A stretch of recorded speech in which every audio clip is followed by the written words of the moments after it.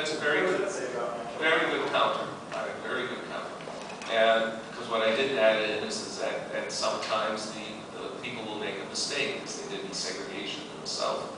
Even if they had, in the states where they would have had a white majority, they still would have passed the segregation. Even in 1954, nationally speaking, I think a majority of white people would have voted to allow for segregation. So yes, the people can have a mistake. And this is one of the problems with natural law theory, is how do you contend with the fact that, presuming these are all objective goods, that people can make a mistake that actually harm other people. They have to contend for that element within human nature, which is not always pursuing the good. So it is a weakness. What's the fallback from that? The fallback from that is that if you have an open, free society, this is where most natural lawyers will fall back on Edmund Burke. Over time, experience will tell us what we did wrong, and we will correct it, so long as the society remains open in that regard. Do you have nothing? Next question? Yes? I guess, I think we did a really good job.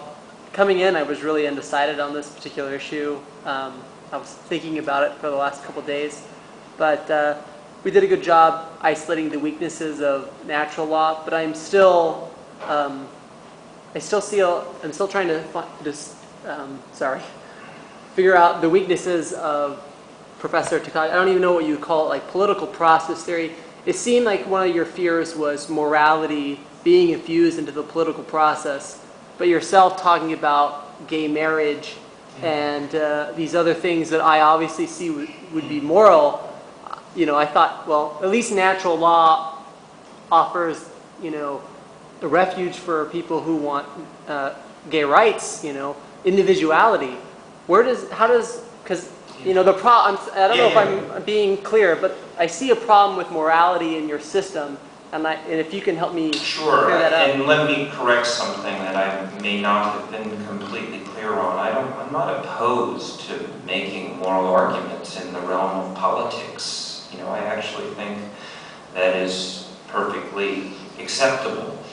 And so, for example, if some of the members of our legislature are natural law theorists, believe and are guided by an idea of making laws that will allow every person to pursue their vision of the good, I think that's great. And now I'm going to be going a little bit beyond your question. Then my follow-up would be, Yeah. where do you derive that moral theory then? Where does it come from?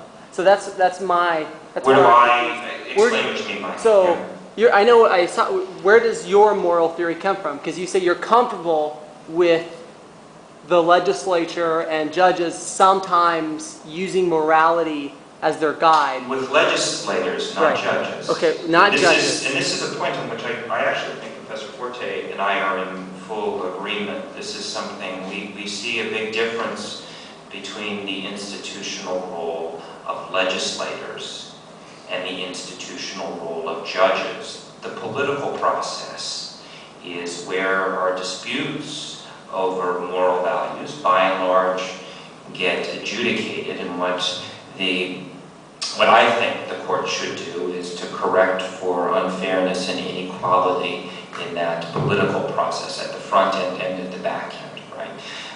Rather than making moral judgments. Now, this said, I want to just raise a problem, right?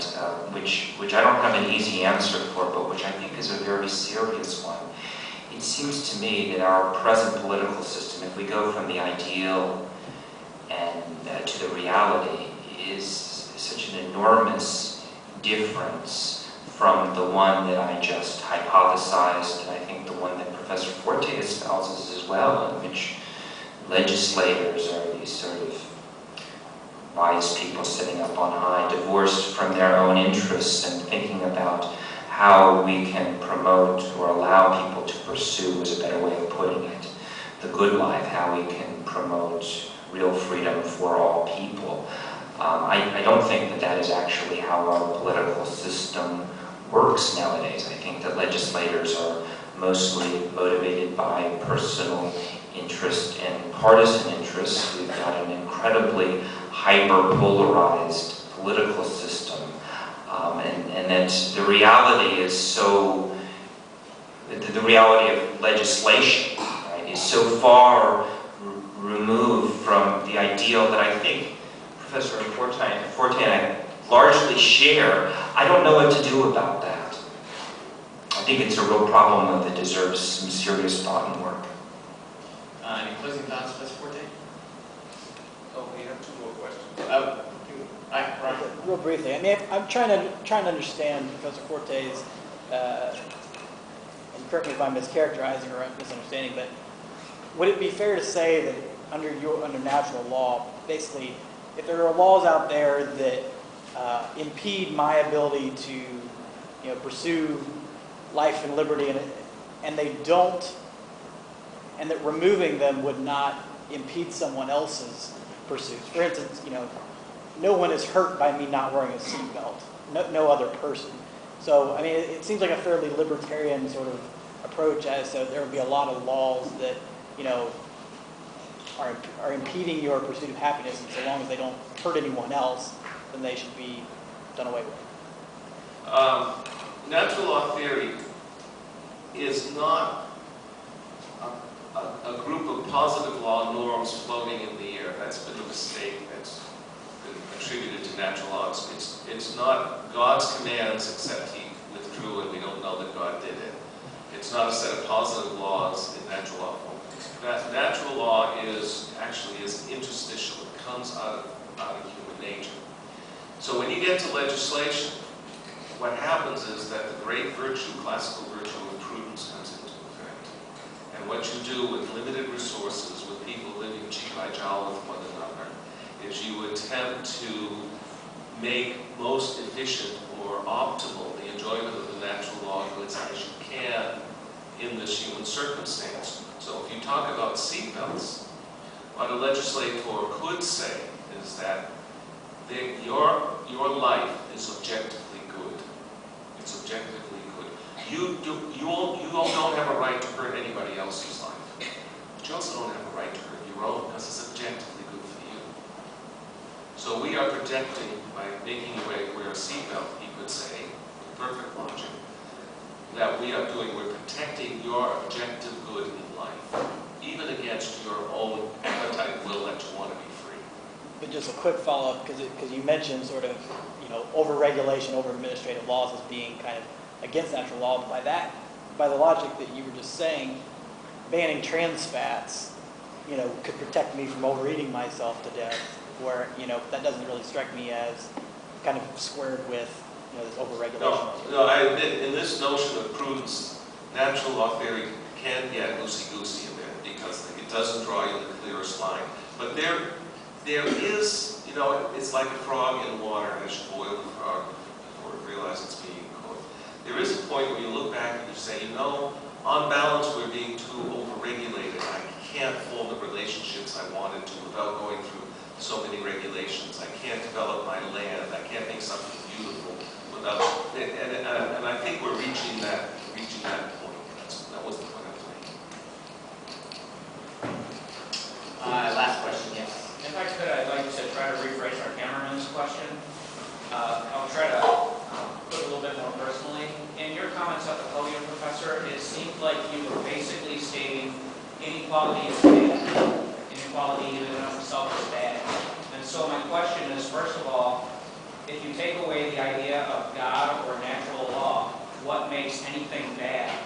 And the second part of the question is, if we're going to say, well, it's what's for the good of society or what society would like to happen, then if society felt like it was good for slavery to be legal, would that make it good?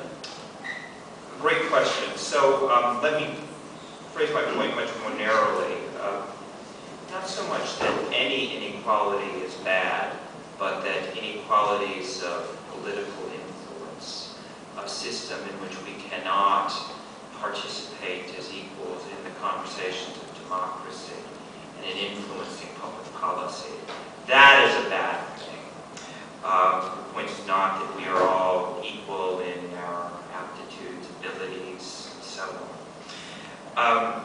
And so it's a narrower point that I'm making, but I think that you are right, that my view is founded ultimately in a notion of equal citizenship or equal dignity. Where does that come from, if not religion? I don't know. I mean, I'm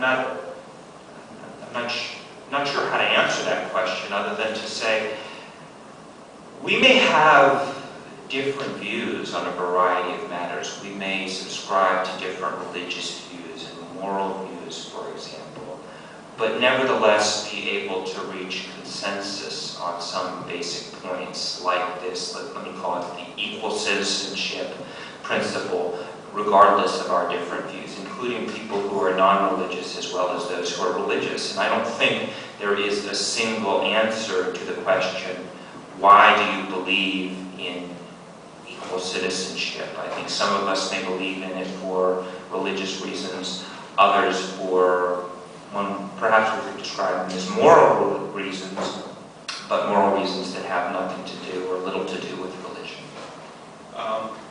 This is where natural law theory can be a help, can be a big help. So, for example, if someone's a Muslim and I'm a Christian, what impels me to say I should respect his pursuit of belief?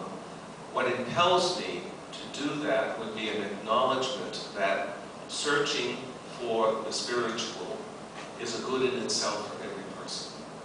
And I have to respect that in every person if I respect it in myself. So natural law theory can actually ground an equality ethic much more strongly than than a relativistic ethic. You believe this, I believe that. There's no reason why, if you and I differ on something, I should respect your difference, just for the fact because it's different, right? There's no moral reason why I have to respect your difference, unless the difference goes to a shared good, which is searching for the spiritual, searching for different paths of knowledge. And that can only be shared if we acknowledge we have a common humanity, a human nature. That's what natural law does for us. All right, I want to thank everyone for coming out today. I know it's getting a little late, so I'll go ahead and let you guys go. Please join me in a final applause for our speakers.